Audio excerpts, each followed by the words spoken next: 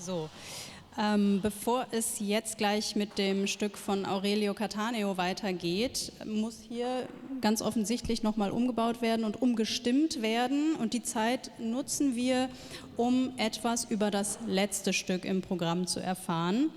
Von Jeffrey Holmes, der jetzt hier ist, and we'll switch to English for this conversation. So your piece for harp and percussion is part of a cycle of several pieces, and it has a difficult title, I think, which is an old rune, right? Yeah. Yes. This is working, yeah. The title of this particular piece, yes, it's Reid or Reido, depending on whether you're looking at Old Norse or whether you're looking at Proto-Germanic languages. So I've been working on a big cycle of chamber works since 2016, I think, and there will eventually be 16 pieces, and each piece is sort of defined by the fact that they are instrumental works. I have a bunch of other vocal works in big cycles, but purely instrumental works and works that have at least 2 players and works that are at least 20 minutes long each. So the entire cycle is going to be a couple hours. I originally just started writing a few of these individually and realized that I was doing certain things theoretically that were common from piece to piece. Sometimes actual motives, more so processes. And in this piece, throughout the whole middle section of the piece, and I sort of realized in every single one of the other pieces, there's large polyforms happening in the way that we might in music in a very localized way have polyrhythms, and a little bit of a broader way have polymeters. This is using polyforms where cycles diverge and then return to one another, but oftentimes over the space of several minutes.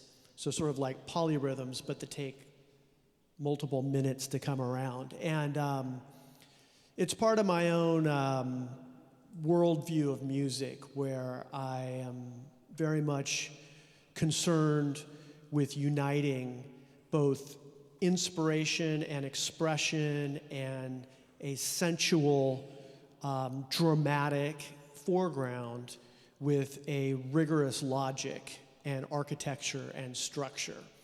And I always seek to find a balance where these two aspects are contributing to one another.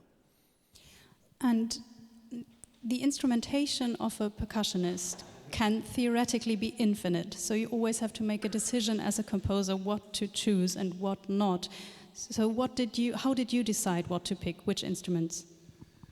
Well, usually I consider, I guess for me, music really begins and ends with how it sounds. And when I compose music, I always begin by just closing my eyes and imagining sound worlds and imagining landscapes. And then I find both instrumental as well as theoretical materials to sort of create these images that I try to create. So I always start with imagination and creativity. And in this particular piece, I wanted a lot of resonant metallic sounds to kind of complement the harp, because obviously the harp it was going to be a harp and percussion duo from the beginning. So the harp is the set element, the set timbre, the set articulation, and the set tuning. So how could I find ways to then vary that? And normally I write a lot of microtonal music.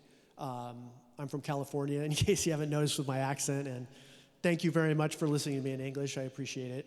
But we have a legacy in California of a lot of microtonality. But with the harp and percussion, you can't really get overtone microtonality, and you can't really get equal-tempered microtonality, but you can get various forms of indefinite, or what I kind of think of as elatoric microtonality through the use of various percussion sounds with different percussion articulations. So that was where my thinking began, was with a lot of ringing metals, where the vibrations and the resonance would act as sort of a opposition to the harp. But that's like a lot of technical stuff. What really is happening in this piece is the title of the piece is literally translates to a ride or a journey. And for me, this ride and journey is a transcendental one. It's one that journeys literally, and this symbol would have been interpreted as a horse's gallop. Thus, the skinned drums are repeating like a horse galloping. But then also, more esoterically or mystically, this journey is the journey from this realm of consciousness to another, as well as the journey from life and death. And this particular symbol, reith, is oftentimes associated with shamanism.